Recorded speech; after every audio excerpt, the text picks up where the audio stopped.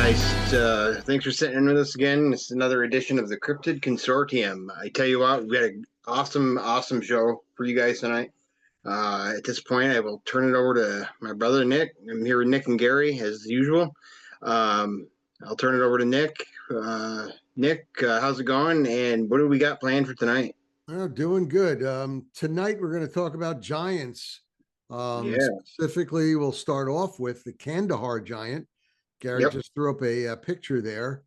I always like to note that today is February 19th, 2025.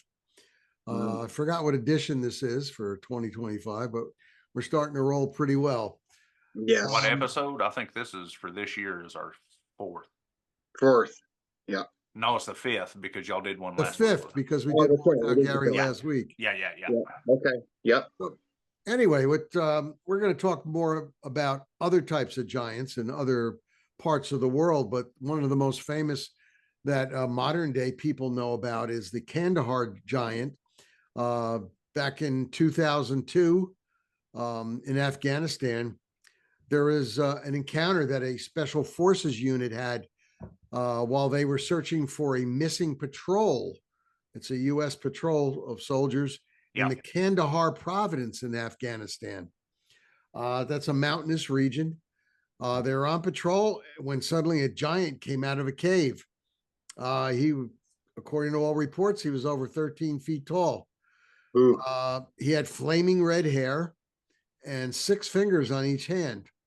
The giant attacked the nearest soldier with a spear and speared him through. And that was the picture that Gary had put up there before.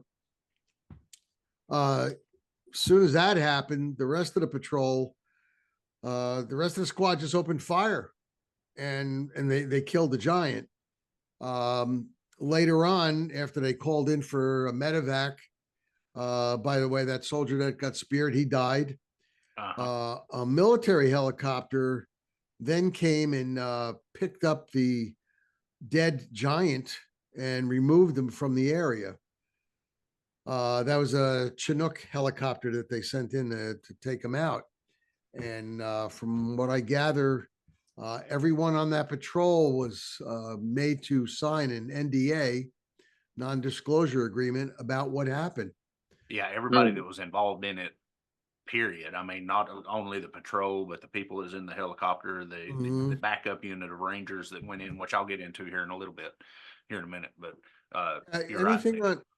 Gary, throw in that thing that about on the Sean Ryan show. Yeah, well, I got a couple of things about that. I happen to be an acquaintance of pretty fired up and popular military. He's ex-CIA, ex-Navy SEAL. Sean Ryan, a lot of folks know about him. I mean, he's getting real popular, but I've known him a long time. And way back in the day, he interviewed a ex-Ranger. And now you got to understand the precipice of the whole interview was not this. He just alluded to this during it. And I've always been big into the Giants and the Giants of Kandahar, in which a lot of people try to say that the story of the Marine that originally talked about what that came out said that it was fake. Well, to me, there's a lot of credence to this because there's even military documentation and stuff, which I'll get to in a second.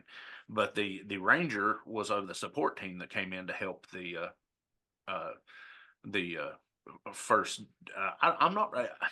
I never got confirmation that it was Delta, or we do know that the guy that originally engaged and came out with the story was Marine Force Recon. But as Nick can tell you, in that situation, ever since 2011, a lot of when you got to tier 2, you'd be working, especially when you got to that level, you'd be working with different guys, from different.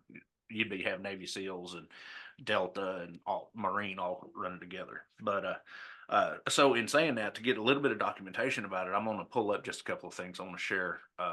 Let me talk about Sean. So Sean interviewed this guy. This guy was part of the Ranger unit that seen that. And as soon as he mentioned it, Sean just shut down kind of like the whole interview. Was like, really? I've heard a lot about this. And the guy says, yes, we went in. They had, by the time the Rangers had got there, it was already on a pallet. And what's funny is he said it was a Series 2 lift pallet. So it wasn't a standard 4x4 pallet. It was 8 foot by 5 foot, which is what they call a Series 2 pallet, which you can load an ATV on or something. It's not quite as big as a pallet that would haul a Humvee or something, but it's something you could lay heavy ordnance on, like missiles or whatever you want to lay. So we're figuring 10 feet, 8 to 10 feet long by 5 to 6 feet wide. And he said this thing was lumped over.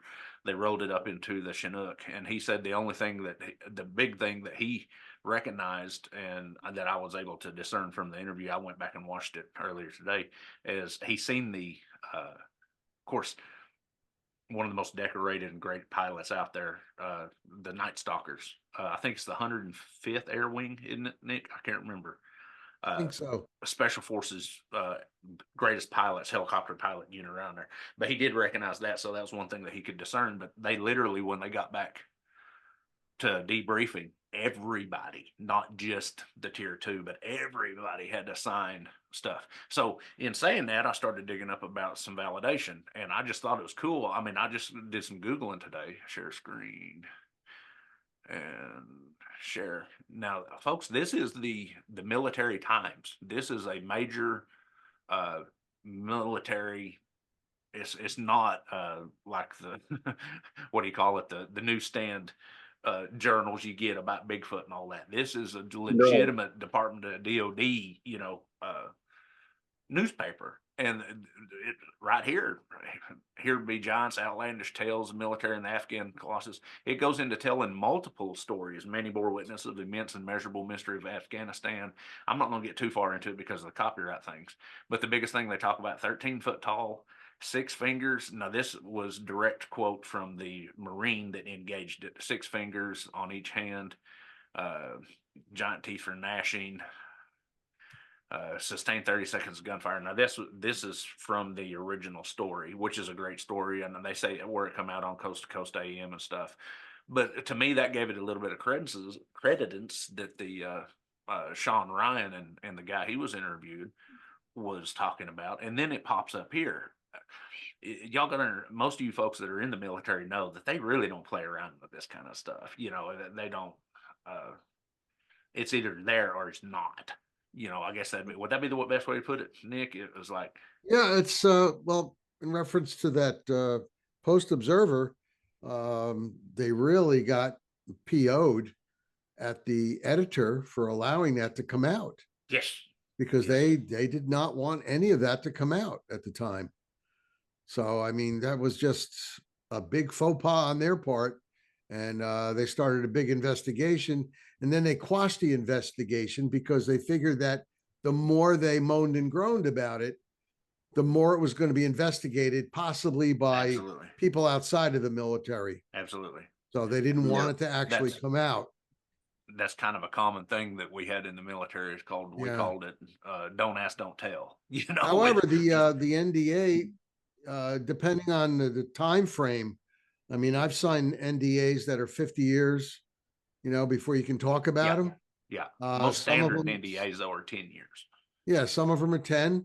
There are 25-year-old ones. This was basically a 10-year one, from what I understand. Absolutely. From some Rangers that I spoke to. This is going back a while because I had checked it out when it first came out.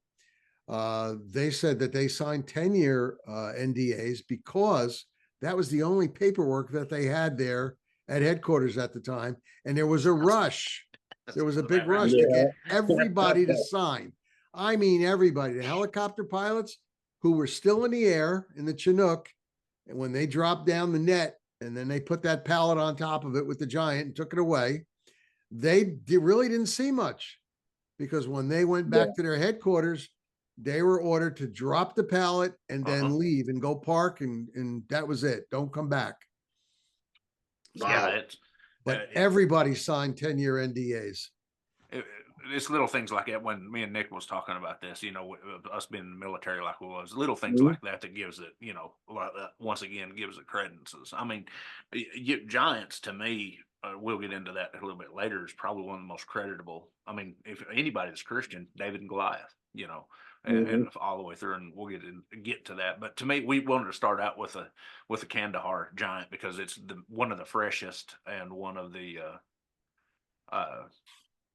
better ones, More credible. more more famous, More and then famous. we'll get into some others. I mean, I pulled up a bunch of history stuff about them and everything, and it just depends on how far we want to go with it. But in saying that, me and Nick a few years ago, not Nick, sorry, I'm not on the game this week. Me and Jeremiah had the opportunity to interview with another researcher of ours, a friend of ours, on his show. I think he was a retired major, wasn't it, or something from the Air Force, and him and his Colonel, son, I think a colonel or a major. Or he was up in rank, and to me that gave it credence even more, because he and his buddy was active duty at the time. And then the boys, when they was up and hunting, I'm thinking it was in Montana, or I tried to pull up that episode and I couldn't find it. Yeah. But anyways, they ended up getting something chasing them that they said was like 12 to 13 feet tall, and they could see it coming at them through the lightning. It was storming and stuff, and they ended up shooting at the thing. I don't think they hit it. And then and then when they did that interview, though, you could tell even in his emotions, it had been like 3 or 4 years since he had, talked about it, but he was still affected, by it. And for sure. That, to me, I mean, there's a lot more to that story. I'm not going to get too deep into it because I don't want to take away from the original individual that took the report, but we was involved in that. But I'll save that question for you guys for later. Keep in mind, we're going to discuss a bunch about giants, and then I'm going to ask you all a question later. Remind me to ask you. But that was just another military involved. Now, one of the other famous things for me, and I'm going to laugh, Fort Lewis, Washington. I've actually seen the book. Matter of fact, the fella that brought it to my attention, I'm trying to get on here to let you guys interview, Mr. Todd Neese. Great guy, but he brought it to my attention. One of their training manuals for Fort Lewis, Washington mentions Bigfoot and giants, a giant creature, Bigfoot. It's how would we say? If the military's putting that much time and effort into something, I believe there's something to it. Yeah. For sure. What do you got next, Nick? Well, I just wanted to throw a couple of things at you, at the audience, actually. In 2020, we have our drone pilots who are, hundreds of miles away. And we had this one sergeant from the Air Force who was driving a drone over an area where I could never pronounce them properly. Is it the Pergamesh tribe up there? Hold on, I just lost the screen, guys. You can still see you. Here it is. And I don't see Gary. Gary, I lost you. Can you see I lost him. Oh, you lost him? I lost him too. All right. Gary. Yeah. Anyway, I call them the Pergamesh. They were a tribe up there in Afghanistan that actually fought side by side with American Special Forces.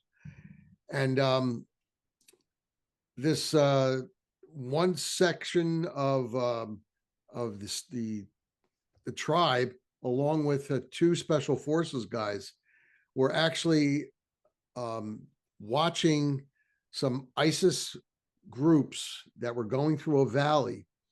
And when they passed through, they figured, all right, let's stay the night and see what happens. So they're looking through their night vision scopes, and they see what they thought were maybe 5 or 6, and they figured they were stragglers from the ISIS group that were left behind. So, and this is about a good, I'd say, a half mile from where they're positioned up in the mountains in a blind. They thought that it was like 5 of them because they were all clumped together, and they were using thermal, and they were looking down into the valley area. Suddenly, the 5 becomes 1, and it just stands up. And whatever it was, and they were estimating, because there was trees in the area, and the trees in the area only grew to 12 feet, and this this humanoid, I might as well call it, was a little bit above the tree. That's big. So the next morning came and there was no more ISIS fighters there. But what they did do is they went down into the valley and they're looking at the trees and the area where they saw this thing. And they estimated that it was about 11, 12 feet tall. And this thing was about a head taller than the tree. Wow. So there's something there. And let me get back to the other thing. The sergeant from the Air Force that was flying a drone in 2020 in Afghanistan, he saw in an area that he was covering 2 beings that were walking in the area. Now, the drones have a grid on them that they can tell how large a target is. And he estimated from that grid that the target he was looking at, one was 12 feet and one was 14 feet tall. Dang. And they were walking. They look like humans. They were walking. Now, when I've been checking all these different sources out, and we're going to get into the Native American Indians and the Vikings and, the Egyptians and stuff like that, but some commonality that I found. By the way, I even found giants in Ireland. Some commonality that I found was that they had red hair. Red hair. Yep.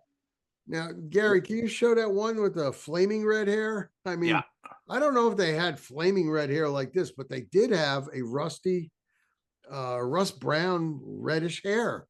Well, and it's funny you say that. Even they talked about that with the Kandahar. That's the giant of Kandahar. There he is, coming out of the cave. I mean, I doubt if he looked that cool, with military pants and all that stuff, but you get the idea. He had red hair. Even that other picture, I think that I sent you, showed that he had like a rust-colored hair. But guys, I just find it's a funny commonality that they all had red hair. Red hair. Maybe it was and we'll get into that here a little bit later about the different things. But these giants, I kind of believe, if you go by some of the theories and stuff, we was talking about him, Gary. Just said his name. Gary Wayne. Gary Wayne. He wrote the book, The Genesis 6. Is it conspiracy? A fact or conspiracy? Genesis 6 conspiracy. But he talks about, he even goes as far into getting all his sources, the Book of Enoch and a lot of the Quran and all that. It talks about the genetics and stuff of them.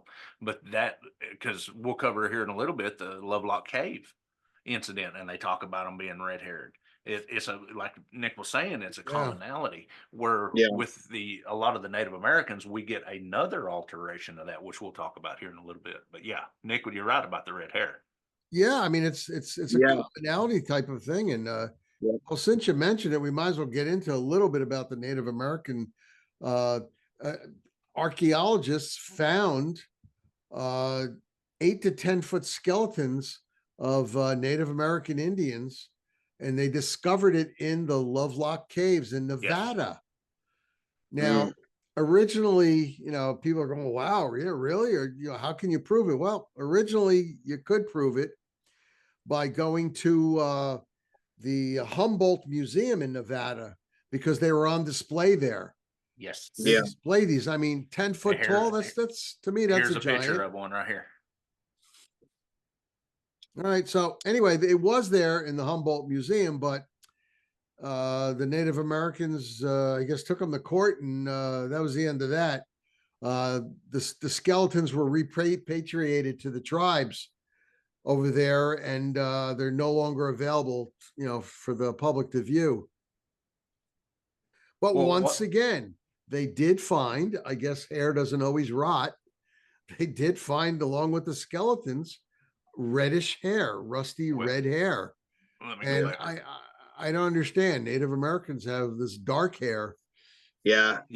Well, right here, this is the picture that you're seeing is actually one of the displays, alleged displays of the Lovelock Giant before they got released back to the deal. But in 1911, when miners were digging for fertilizer, backwater in the cave, unearthed unusual artifacts. This led to official excavations from 1912 to 1924, Yeah. uncovering thousands of artifacts and the remains of individuals named the Lovelock Giants. But here's 8 to 10 feet tall, but found a 15-inch sandal showing signs of wear and a boulder which seemingly giant handprint etched on it. And we're just talking about the red hair. I just seen it. And look at those two guys next to him. I mean, Yeah. even if they're only 5 feet tall, 5'3", average height back then. Yeah. Yeah, still they're about a good 3.5 feet shorter than that. I would say at least. Yeah. Yeah. I just read where they was talking about the red hair, and I can't find it. I must be. Anyways, but that was one of the biggest things that we was on cover with and that's not very long ago. I mean, there literally was doing that. They discovered them, the archaeologists, in 1924. Yeah. There's been other giants, and I haven't been able to get confirmation of a lot of this, but a lot of folks say that the Smithsonian would come in and swoop up. Yep. I was just going to mention that. And especially from like the mounds in Mounds, Oklahoma. They found them here up in your area up there, and the Native American in Seneca, New York, and over where you're at. And even down into North and South Carolina, they had. Usually, you can associate, and which is real weird. Which we'll have to be careful not to get too far into that. But they're always kind of associated with mounds, and the Native American and the mounds. And what else is always associated with mounds? Dogmen, which is weird. Right? But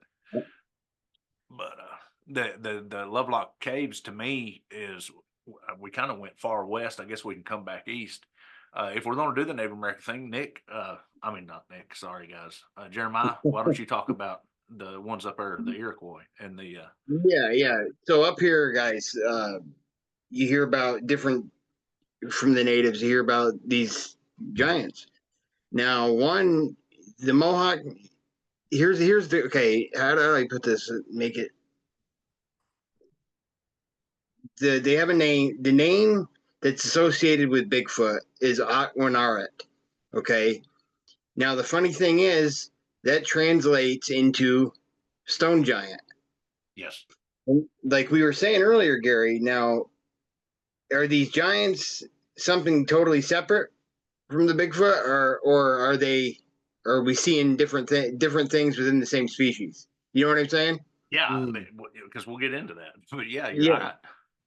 It also folds over into, the area where you are is known for the, correct Pronunciation, I like to call them Genosquatch, but the Genasqua, yes, who are rumored to be Bigfoot that roll in mud and then they roll in rock.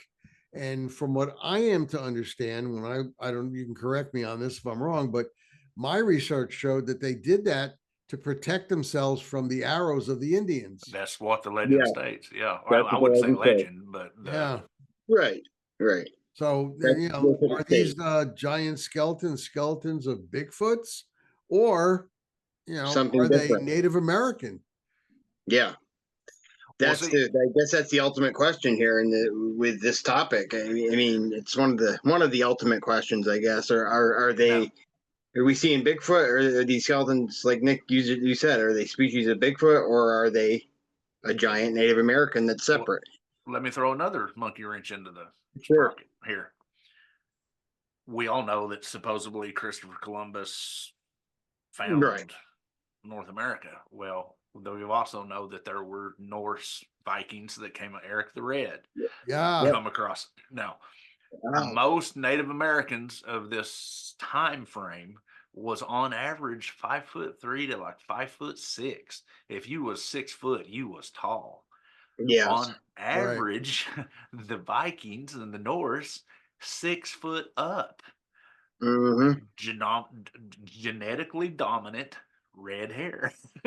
So once again, we're gonna have to, like we talk about with Bigfoot, just what you were saying, Nick, is we have to look into each case and file it pertinently, because it could be maybe some of it was say Bigfoot, some of it was Janoskwa, some of it was the Vikings, some of it could be. I mean, there's just so much information that we have to ascertain from this. It's all intriguing, you know. It is. Now they have, well, I was Okay. checking this out with the Vikings because I had mentioned that before with you guys. In Finland, of all places, well, actually, I shouldn't be surprised because it's near Norway and Sweden. I guess the Vikings came from that area. Uh-huh. They have found grave sites. Archaeologists have found grave sites with skeletons 10 to 11 feet tall. Yep. Mm-hmm. And, you know, Vikings, not only red hair, but they also had blonde hair, depending on which section they came from. Yeah, red or blonde. Yeah. Now, here's the thing. Here's another, throw something else into this.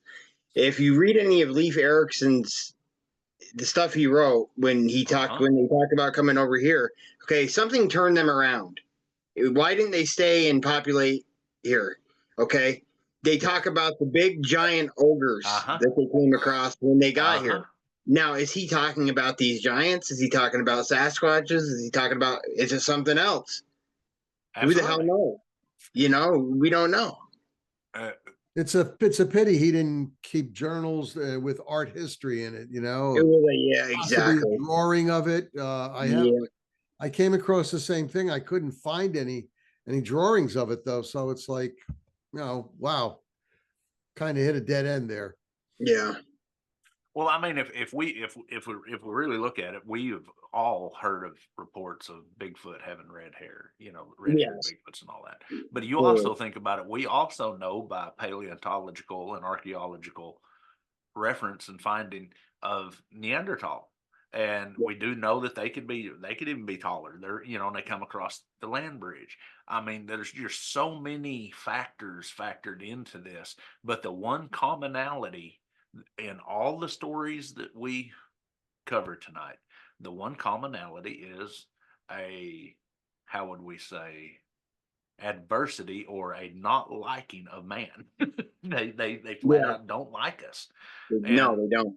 And that's the one commonality with all these, like the stone, you know, the stone coated giants over there, the Iroquois, where they for battle. Then you come across and all the way down to South Carolina and down into the Cherokee, where they mentioned the if I can pronounce this right, the Sul-Kalu, the slant-eyed giant, and they talk about this thing actually marries one of their tribe, which we find out even with Bigfoot, and that's what the Cherokee actually call Bigfoot, Sul-Kalu.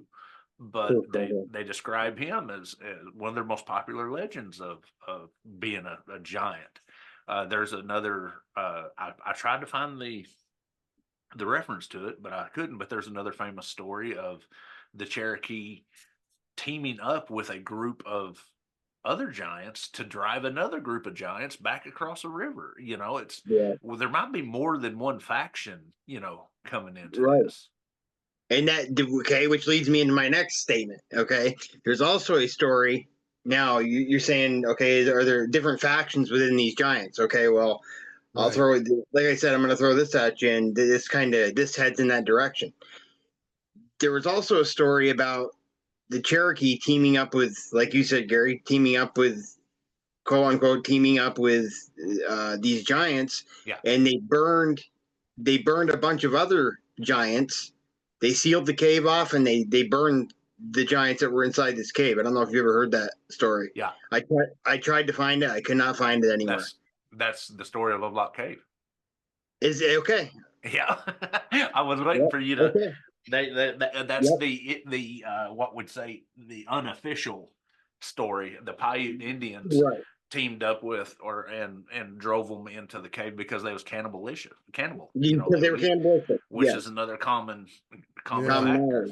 Yep. But you know, one thing I wanted to talk about, I can't remember where it is, but there is a castle in Ireland that one of the oldest stories where Nick was talking about over in Europe, or the oldest stories where there's an actual where the giant carried a stone. The base of the castle was built upon a stone that a giant carried out into the water and planted. You know, or something along that lines. I can't remember. I'm sure somebody will correct us. There's a lot of Irish lore about that, where the giants built castles and they were They were actually employed by some of the rulers to help build the castles faster because they needed them quickly for some odd Yeah. reason. Yes. And they all had red hair. Red hair. Another commonality is they weren't too swift upstairs. You know what I mean? No. They Yes. weren't the smartest shoe in the box, if you will. And That's you know, another commonality. you know, it's a children's fairy tale, but Jack and the Beanstalk, Mhm. giant, they're 8 people. Uh-huh. Yeah, So where are just they like getting you. this from, right? The probably Exactly. these giants here were cannibals and they ate people also. Yep. Now, other parts of the world that I came across was like Egypt, Okay. where they found skeletons and they were between 6'10" and 8'7". Uh-huh. So that's in Egypt. In China, they found a couple of skeletons, 11 foot, 11 foot 3 inches. So, you know, I guess giantism, you know, is probably a disease of some sort, but my gosh, that's pretty big. Yeah. That's You big. know? Well, you talking about Egypt, and I'm glad you went there. You know, one of the most famous was David and Goliath, and they actually Right. go as in so much studying of depending on which tribe of Israel you was using, but they use the measurement, the cubit, Yeah. and Mhm. one series there was no standard of measurement like we have here, but one tribe a cubic was like 18 inches, which would put uh, Goliath at 14 foot. And then there's another one Wow. that the cubic is more like 3 foot, which would put him at like 40 and 50 foot. But Oh, God. they're, and we know he has brothers. They talk about the Philistines and all them having the different brothers because the David takes out or one of David or Abraham. Anyways, we do know that Goliath had brothers, and if Yes. you can go any like Nick said, here's another one. It sounds silly because they did it in a movie, but there is a certain breed of people from the Caucasus, the mountains just south of the Caucasus Mountains in Russia, Trebekistan, Yakistan, called the Kurganids. Sorry, and they are known to be 8, 9 feet tall with red hair, great warriors that teamed up even with the the Saxons Mm. to fight the Romans. The Romans talk about them being some of the greatest warriors. They had a special breed of horses that they rode because they were so massive, and they say Yeah. they could stand up and the horses would run right underneath them and they'd start fighting. You know, there's to me this cryptid is probably the most well documented, whether it be stories, legends, actual Yeah. documentation. Throughout history Throughout Absolutely. history, yeah. and Yep. throughout the world. Absolutely. So, in saying that, you know, I know we've alluded to it. Here's another one. The Norse was talking about the Vikings. Mhm. Now, here's the big thing for me. The Norse and the Vikings talk about the frost giants a lot in their mythology. But when you was talking about when they came to America, they did not call whatever they met. They just called them red-haired beasts. They Ogres didn't as call well. them frost giants. They didn't call them frost giants, no. They didn't call them trolls. They didn't. They called them something different. So Yeah. that kind of alludes to me that there might be different Mhm. different types. Subtypes, yeah. Yeah. Yeah. They may have called them the frost giants because they were in a snowy region. You know, you never know. Yeah. Okay. So I know this is kind of quirky and everything else, but I just thought this was cool. Now this was a newspaper out of Denver, Colorado, Hmm. 2016. Wow. 20-foot tall figure climbing the side of a cliff. Mm. I don't know how true, Right. but why would It's it be in a something. mainstream paper? You know? Yeah. Quite a few pictures too. Yeah. Yeah. They, I guess the folks was hiking up in the mountains, of course, west of Denver, and found that picture, and I just it's intriguing to me, you know, because we do have giantism, but Yes.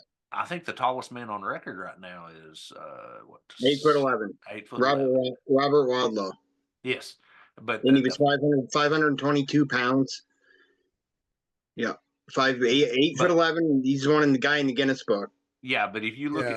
at he had mobility issues and Yeah, he everything did. else. So He did. Yep. that leads to me that these are something totally different, Yeah. because the way they move and everything. I mean, some of these descriptions are a lot bigger than even Sasquatch. Yeah, And absolutely.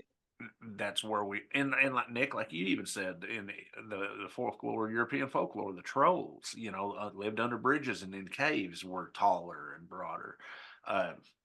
It's, let's just say, very fascinating. And Yeah, indeed. It is. But I mean, just look at modern day. You got the guys in the NBA. You got 7'2", 7'4", 7'6". I forgot how tall that one guy from China was. 7 something. Yeah. 7'3", I think 7'3", 7'3". 7'4". He was 6 inches taller than Shaq, and Shaq was 7'2". 7'2". Okay, so he was sorry, 3 inches taller than Shaq. Inch. Yeah. Well, let me pull it up right quick. Yeah, pull it up, man. Yeah. Now, Andre the Giant had a form of giantism, didn't he? Yes, Yeah, he did. he did. And that's pretty much what killed him, right? Yeah, Yes. yeah. He wasn't long for this earth because your heart gives away from carrying all Yeah. that bulk. Right. Yao Ming. Yao Ming, that's him. Yeah, I mean, yep. And try to see how tall he was. Born 1980, 7 feet 6 inches. I thought he was 3 or 4 inches taller than Shaq. Yeah. Oh, And but once again, here, let me pull up a picture of him. Once again, when you I mean, and he moved good, but yeah. if you added here, sorry, I'm getting sidetracked. Share screen.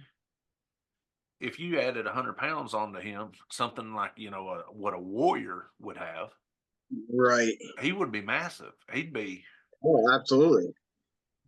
Trying to see how much he weighed.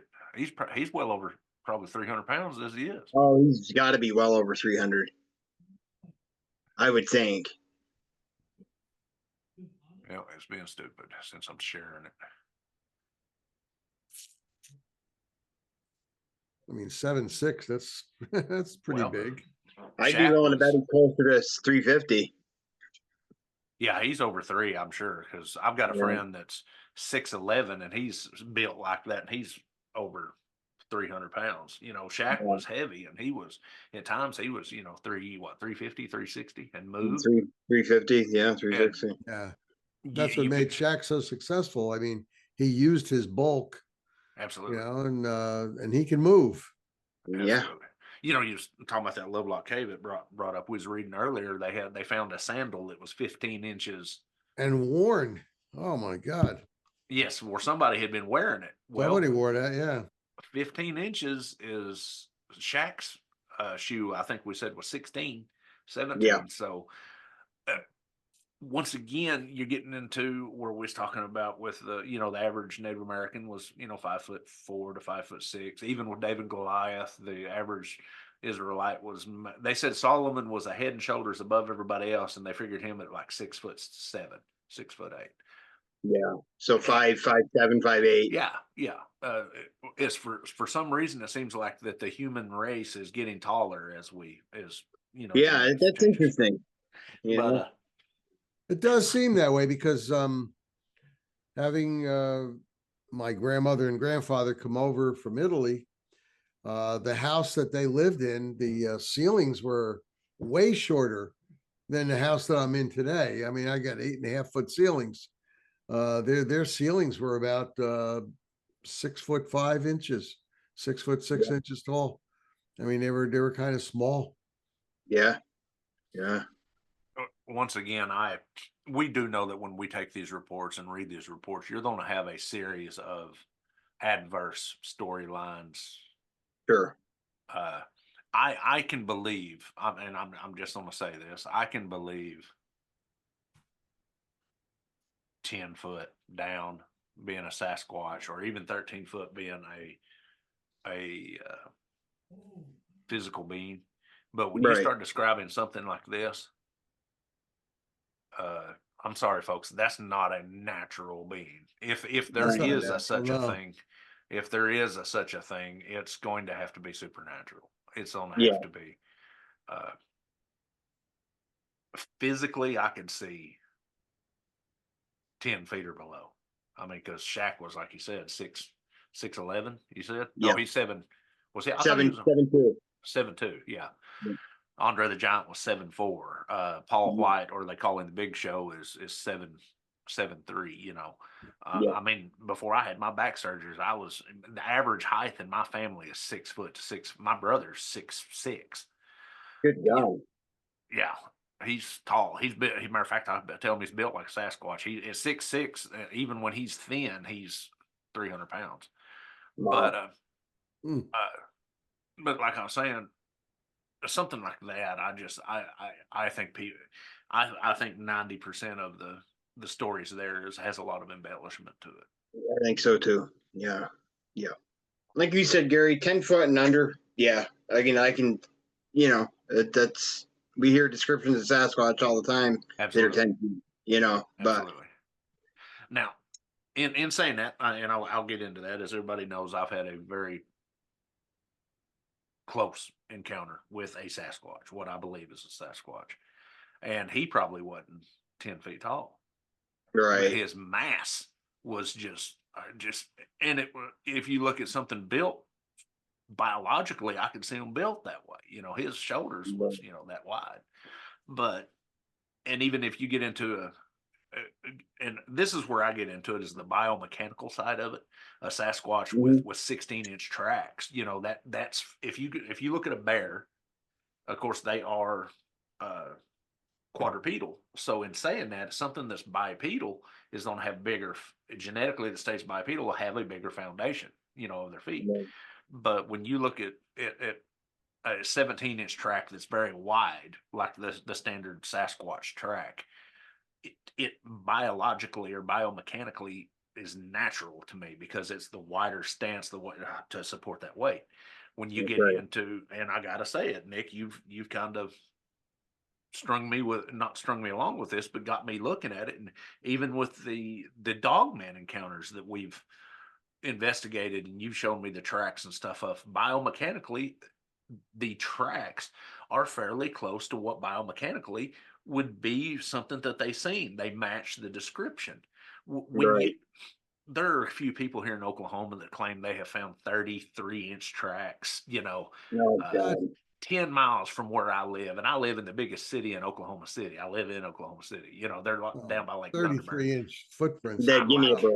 I'm like, bullshit. Excuse Yeah, my that's language, bull BS. crap, Yeah. Yeah. but 10, 10, even 13 feet tall. I mean, if there is and here we go into the whole, don't go down that path, the whole Nephilim thing or crossbreeding or something. It very well could be, but 50 feet tall Godzilla stuff, No. I don't see No. that. I don't see I mean, if that. you have a Sasquatch that's like 15 feet tall, you're probably going to have a footprint of maybe 20, 21 inches. I Yeah, I was would just say, fixing to say No, 20 to and then 24. Yeah. yeah. widthwise, widthwise is probably going to be at least 12, 14 Yeah. inches. Yeah. 11, 12, Yeah. 13, 14. Yeah. Yeah. And the toes are going to be splayed because they don't wear Yes. shoes, so they're going to, it's a heck of a good footprint. I know the fellow that did the investigation in Alaska. He found a 15-foot, Sasquatch up there, and he was saying that it was at least a 20-inch, footprint, and unbelievable how the distance between footprints was, though. No, God. I mean, oof, You, that, you, and you how he remember how long the figured out distance was? how much it weighed is because of the depth, when it crushed into the dirt and everything. I mean, this thing weighed close to 3,000 pounds. Well, I mean, if you're thinking if he's 50, did they say it was a Sasquatch? Yeah. Yeah. Okay. We know how tall mine was because we was able to compare him with the truck. Yeah. We know how broad he was because we was able to compare him with the truck. I Yeah. know what his stride length was because I was able to measure him. So he was, we figure 8 to 8.5 feet tall, maybe 9. Shoulders was 5, 5 foot across. At 9 foot, his strides and because I seen him make the steps, he wasn't running, he was just walking fast. His stride was 9 foot. Mm. Biomechanically, even human, I'm 6 feet tall. You usually figure at a standard pace, half the distance of the height for a standard step. So if he's 15, if this thing's, that's for a human. That's not something that moves like he's Sasquatch do. Right. And as they run, or depending on the terrain and everything else, they stretch. If they're running, it's going to be a wider distance. Absolutely. Feet. So if this thing was 15 feet tall, I guarantee you his strides, if he was moving fast, his strides would be 20, 15 to 20 feet. Well, they're saying 16 feet. Well, 16 there you go. feet. Biomechanically, for a bipedal. Now, some people would say, "Oh, how do you know it wasn't a polar bear?" Well, the footprint that it left, there's a difference between a polar bear footprint and, like a humanoid type footprint. Yeah. Absolutely. And just like we was talking the last episode that we was talking about the double step, there's not the consistency there. Right. I remember the report you're talking about. They ended up finding like 30 of its tracks all in a sequence. Yeah. It was actually find a trail. And to me, that makes, if he's 15 feet tall and he was moving, yeah, you'd figure his average stride had been 12. That's not, when I run, I don't run anymore, but like if I'm jogging or really trying to move, like I said, I'm 6 foot and I'm crippled. My stride has shortened. When I was in the Rangers, my stride was 36 inches. And the reason we had to measure them all the time, because everybody knows about Ranger beads and Ranger beads. Yep. And 36 on the dot. When I'd start climbing up or start moving into a Ranger trot, she'd stretch out to almost 40. When at a full run, she was 43. So biomechanically, that makes sense to me. Yeah. For sure. I don't know well, I'll go ahead and say it. I don't think it's acquaintance that I've had for years. I don't talk to him a whole lot anymore. Duke from World Bigfoot Radio met a individual out of Washington. I'm not going to say his name because I don't know if he's released all of it yet, but has pictures and video of one that was close to 14 foot tall. They got a picture of it standing next to the tree, and they went back the next morning and ran and he was literally next to the tree. He wasn't in front. He wasn't behind. He had his shoulder, almost, you can see the tree right in front of his shoulder. And they measured from his shoulder down was 13 foot. And then from here to his head was 14. His head was 2 foot. just massive, scary. And they said when he runs, he's 25, 30 foot when he lunges and runs across there. And that, biomechanically, that'd be right. Well, I told you, that female I saw when not to get off the topic, but she went 60 or 63 feet in 3 strides. Yep. And you asked me how I know that? I saw her do it, and I was able to measure. Absolutely. The distance. Well, so. We've talked. This is not off topic at all. This gives legitimacy to what we're trying to explain. You look at I'm gonna tell you flat out, a dog man. When people try to tell me, people said they was running in a car or riding in the car, and the thing was next to them running, on all fours or on twos, at 55 mile an hour. I don't disprove that at all. That not his. Now, but even now, he'd still boogie. But in his younger days, I've clocked this dog in here at 36 mile an hour. Wow. And keep it. The Belgian Malinois is known to be. So you picture something and he's taken literally on even quadruped, he's taken 20-inch strides. Yeah. You take something that's 8 feet tall at the shoulders. Mm-hmm. Very, very feasibly done. Yeah.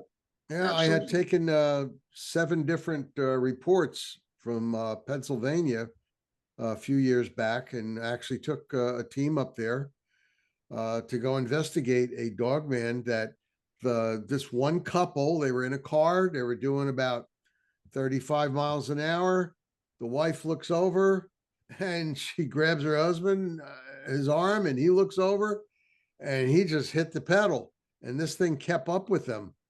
I think when he got up to 65 miles an hour, the thing wasn't around anymore. But it was a wolf-like creature on two legs, bipedal, running on her side of the car. And as they were accelerating away from him, I think they had a 4-cylinder. I think they graduated up to a 6-cylinder after that. They said I'm sure. for a Jeep with a 6-cylinder in it, and maybe a turbocharger for stuff that happens like that. But what happened was, as they accelerated away, evidently the dog man lashed out with his claws, and there was claw marks on the side of the car. What do we have here? Oh, looks like giants with a club in the back. Well, this was the only illustrated example. I kind of waited. I should have showed it earlier, but this was the only illustrated example I could find of the frost giants from the Norse pagan religion. And I meant to show this one earlier when I said I can understand 10 or 12 feet, but something like this, I don't. This is more like 25, 30 feet, right? Yeah. To me, this would be stretching it. Yes. I don't think. Even an animal this big in the past, we have dinosaurs that are, 30, 40 feet tall, T-Rex, I think. But we have found fossils. We haven't ever found no fossils of this. Right. We have found fossils of humanoids, Gigantopithecus, 13, 14 feet tall. They found fossils of giant sloth that were pretty tall. Yeah. 20, yeah. I seen a deal yesterday. I should have pulled it up about I was watching a documentary on the short-nosed bear, short-faced bear, and he's 14 foot when he stands on his hind legs, and I'm probably one of I wouldn't call it blessed, but I've faced down big brown bears before, and people just don't understand the size of these things until you're, Nick, like you with the 8 moose, feet tall, easy. Yeah. Now, you get up in Alaska, and I've had them do it. They come blowing out of the brush running 35 mile an hour. You can't describe it. I mean, it's just, it's remarkable. And if you take something, I think I've said this before to you, you take something, say, that's 10 feet tall or 8 feet tall, can bench press a stinking Rolls Royce and run 45, 50 mile an hour, you ain't going to stop that thing. No. Nope. And you got to remember, people are going, oh, well, how could something that bulky run? Well, first of all, they've got strength, a lot of power. They're built for it. on YouTube, this hunter was filming an area, and he actually filmed a grizzly, a big male grizzly, take off from a dead stop, 0 to 50 miles an hour in 3 seconds flat. Yep. And he was going after a deer. Wow. I mean, and if you look it up, you'll see these animals can reach that speed. And I mean, it's terrifying when you look at it, because it's on YouTube, chasing a deer, and it's actually a terrifying sight. I'm hoping one never has to chase people talk about, they can't run like that. They don't watch the freaking NBA. Watch them 6'7", 6'8" guys getting after it and running, and they don't have the physical attributes that a dog man, a Sasquatch, or something like that. Right, the strength and the power that they have. Yeah. Philadelphia Eagles offensive line, their slowest person on their line would do a 40 and 2.9. What? 40 yards, 2.9. Fast. Real fast. That's about crazy. 3-4 steps. It's just, you're not going to tell me that it can't happen. And that's even like the picture that I just showed you, the ones that's 50 feet tall. I'm not going to tell you that it ain't never happened. I'm just saying I've never seen it happen. But if something like that is real, then it's got to be more magical than physical. Physical, yeah. And there's got to be something to these, back on the giant thing, because like we were saying earlier, this is another one of those that's more creditable, a lot more credible. It's funny, I watched a documentary the other night on the Mongolian death worm, that we did. But these are more credible because every walk of life, every part of history, every part of the world, ancient and all the way up, talks about them. Talks about the giants, yeah. Yeah. Mm-hmm. That you're right, Gary. That's one commonality with this particular, subject is it's the commonality of different cultures talking about them throughout history. Yes.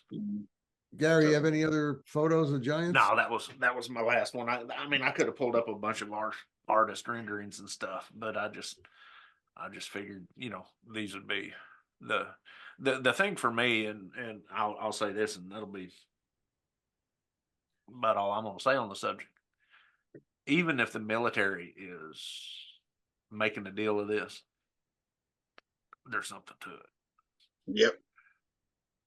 Absolutely. And all I know is I don't want to run into one. What was the question you had to ask us, Gary? Well, I was on to ask you, and we kind of covered it, but in y'all's experience of what we was doing tonight, what do y'all think these are?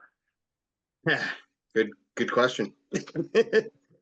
I'm going to be honest with you. I guess like the NBA players, I guess it's giantism. It's just a defect in the gene. Because when I was looking through the Egyptian giants, sure, you had these big guys over there, but some of the pharaohs, 6'1", 6'5", 6'9", skulls. Yep. I mean, we're talking about some big, real. I mean, people that we know actually existed. Absolutely. Now, the one was 6'9", one of the pharaohs. They digged up his bones, and sure enough, he measured out. So I personally think it's giantism. Some people will counter me and say, no, they were Nephilim. But I don't know. Our giant's not a Nephilim, I don't think. I believe he was. Well, y'all go ahead, and then I'm gonna fill you in on some stuff. He's a flesh and blood thing. Well, go ahead, Jeremiah. Because I mean, the bullets took him down. So I got to go with Nick with Nick on this one. I think it's a physical being. Oh yeah, yeah. Okay, you ready? Yeah. Go ahead. We know the time frame of the pharaohs. Right. Where did Israel come from? Moses, yeah. With the pharaohs, 6'8", 6'9". We do know that the average height of a man in that area, even the Israelites, was about 5'6" to 5'5". We do know that King Solomon was a head and shoulders above everybody else. So he was probably 6'8", 6'9". And we do know that in the Philistine and the other tribes, because there were tribes of giants in the land, according to the Bible, if you want to go by that text. According to the book of Enoch, according to the Quran, according to all the Sumerian text, talk about giants of the land, could very well.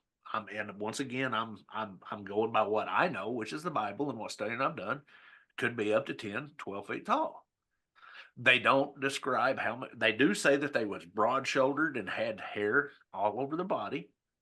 They talk about King, I can't think of his name, Nebuchadnezzar, or anyways. Nebuchadnezzar. His bed was 13 cubics, which would have been about 13, 14 foot tall, of solid iron.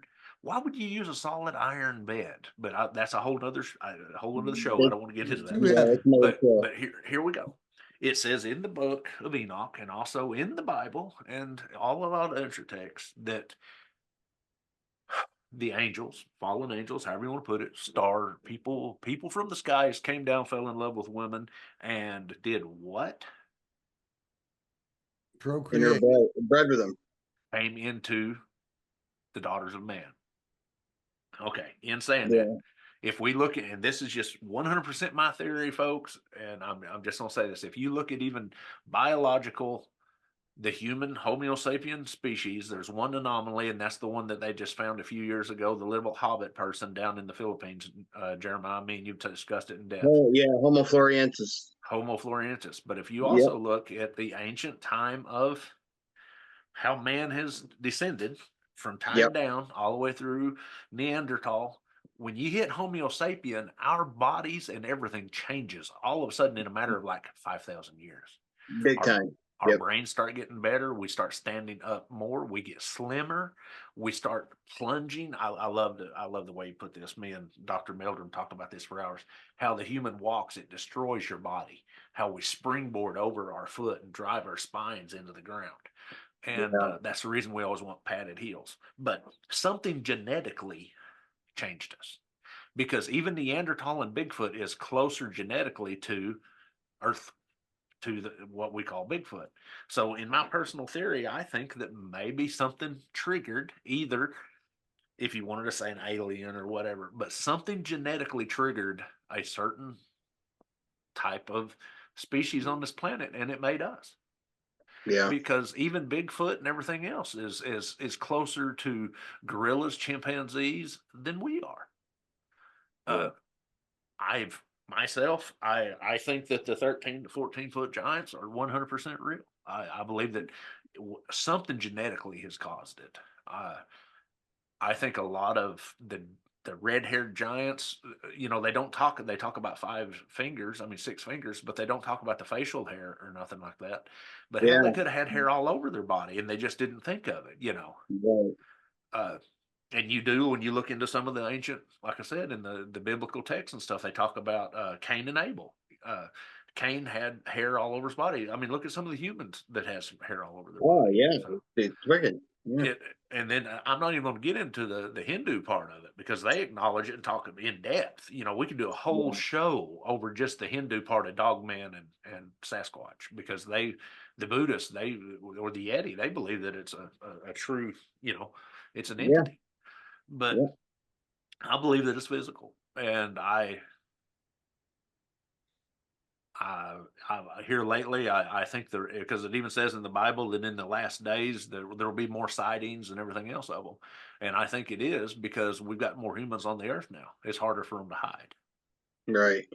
Now, whether it's a Bigfoot or a humanized giant or whatever it is, I would call a Bigfoot a giant, wouldn't you? I mean, the thing I seen was, I'd have to look at him like that, Yeah, absolutely. So 8 feet tall. Yeah, he's a giant. I'm not going to go as far to say that aliens come down here and bred, but the Bible does say it, but something caused genetically for Homo sapien to change. Yeah. Nick, me and you and Jeremiah, we discussed this a bunch. I think we don't know physically all the recreations of Neanderthal. We have a problem of making our own things into things. Right. There's an actual terminology for it. I can't think of it. But I'm wondering, because we do know by the bone structure and the length of the forearms and stuff of Neanderthal, their body mass was like twice as dense as ours, more like a gorilla's. Yeah, they were a lot thicker. Yes. Yeah. But we don't know what their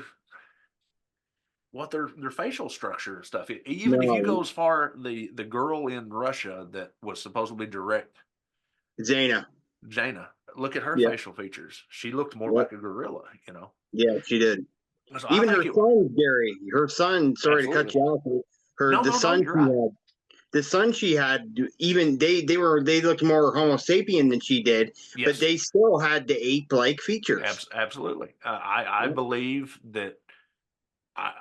You can take it philosophical however you want, but something changed genetically in our time frame. So maybe you've heard me call us star children all the time. Yeah. We're the anomaly here, not them. Yeah. If you look at humans, there's not another being on the planet that looks like us. Chimpanzees look more like a gorilla. Gorilla looks, even though they hold 99.5% of our DNA, they still don't look like us. No. Gorillas, chimpanzees, monkeys, sloths, bears, everything on the planet has hair, unless you have the anomaly of a hairless version of it. But overall, we're the anomaly. Yeah. I think that a giant or however you want to say, a Bigfoot or whatever. And I love that saying, and I totally agree. I believe that they was here before us. Oh, without a doubt. Yep. Well, boys, we've run out of time. Yep. We're a couple of minutes overtime too. But that was a good show. I wouldn't actually mind in the future at some point coming back to this and picking up from where we left off, because there's a whole nother show we could do on this. Yeah. You know? I mean, if you give us time and do a little bit of research, Yep. and we might could get old Gary Wayne to come on and talk. That'd You be talk about great. knowledgeable. Ouch, folks, I gotta stand up. That chair is killing me. But yeah, I wouldn't mind doing it. I mean, because that'd be a good subject to. I'd really like to sit down with somebody that knew a lot more than I would, and Sure. compare the how would you put this? The archaeological? It wouldn't. No, the paleontological differences, Anthropological. differences Yeah. in between gorillas and us to Homo sapiens, because even I mean, if you look at the time frame, we've only been on the planet 250 300,000 years, Something like that. Yeah. and look how much we've changed in that time frame. Mm-hmm. Yep. Yep. But I think we covered some good stuff tonight. Shoot, yeah, good show. It was a good one. But everybody, we thank you for joining us, and we will be back again next week with another cryptid for you. Everybody's Nick, Gary, here. gentlemen, everyone have a good evening. Good night now.